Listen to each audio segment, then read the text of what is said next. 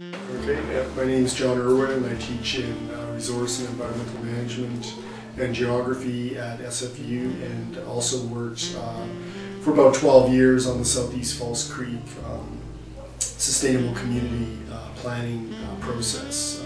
The North Shore of Falls Creek was being developed by Concord Pacific at the time. It's a lot of high rises, and so there's a lot of density, and some people think, well, density, you're done, like you did density, but we're looking at it from a livability angle.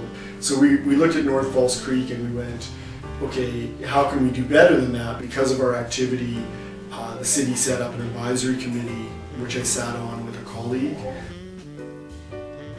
What was the groundwork, I guess, that allowed this project to be created in the first place?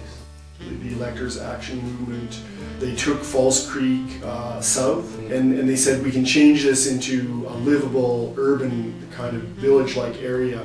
Team was able to develop it and build it, and people moved in, and from that time on, people have liked it. It proved that you could live in an urban context on former industrial land, and that would work. And I think that planning kind of provided some of the foundation for what we were trying to do.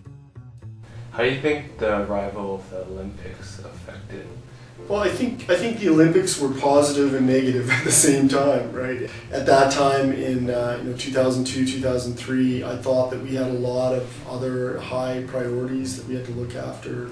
Right? So that just needs to be said, that there's always a choice that you're making with spending public dollars.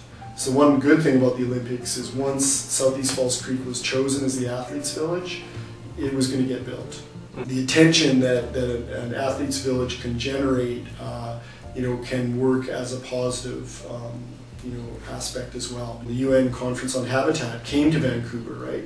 And so that would be sort of like the showcase for that era. And then you could say, this is our attempt to have a showcase for this era.